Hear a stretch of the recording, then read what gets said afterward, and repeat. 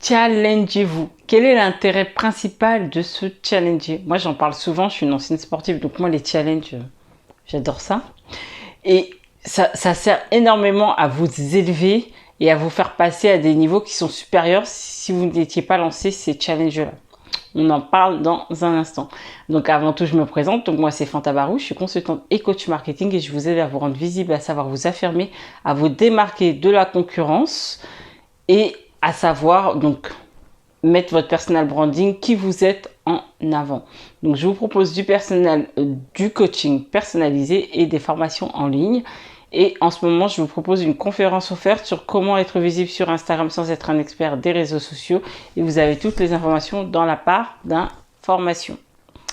Donc, et abonnez-vous surtout pour la vidéo quotidienne qui vous aidera à vous donner ce petit boost dans votre business. Donc, justement, à quoi servent les challenges? Donc en ce moment, vous savez, je vous répète tout le temps, je suis encore dans mon challenge des 100 jours. Donc je me suis mis comme objectif de faire une vidéo par jour pendant 100 jours. Donc plus de 3 mois de vidéos.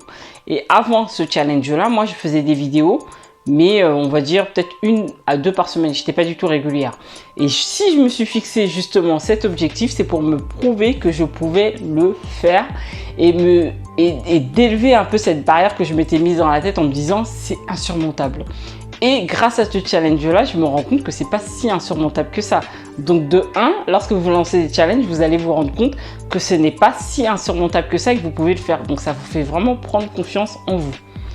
De 2, clairement, aujourd'hui, même si je vais atteindre cet objectif, Inch'Allah, mais même si j'atteignais pas cet objectif des 100 jours, là je suis aux 3/4 des objectifs.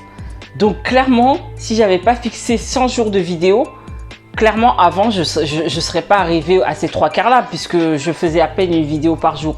Donc même si je ne le réussissais pas, pour moi c'est une réussite par rapport à ce que je faisais avant.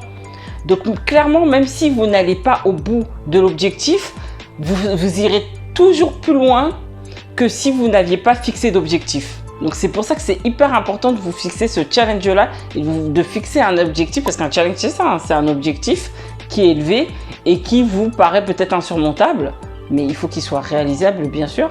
Mais voilà, il va vous permettre d'aller plus loin que si vous n'aviez pas fixé d'objectif, fixé de challenge.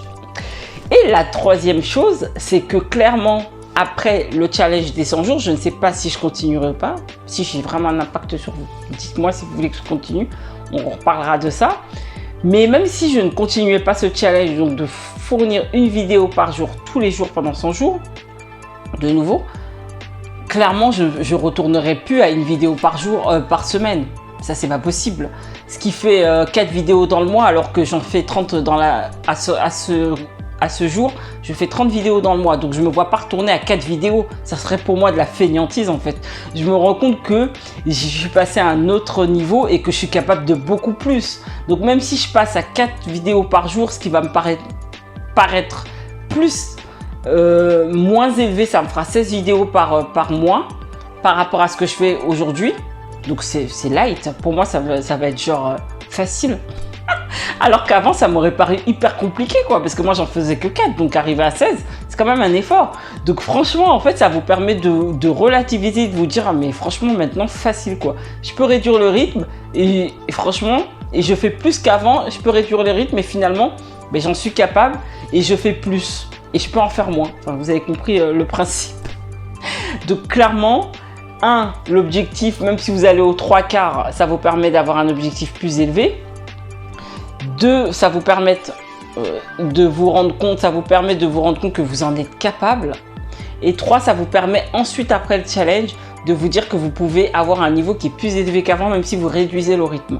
Donc franchement, c'est tout bénef et c'est pour ça que c'est hyper important de vous fixer donc des objectifs, des challenges régulièrement, mais surtout, hein, même sur ma vie privée, moi par exemple, ça m'arrive souvent d'arrêter le sucre pendant 15 jours et ensuite après, je ne remange plus autant de sucre qu'avant. Donc c'est hyper bénéfique pour plein de choses.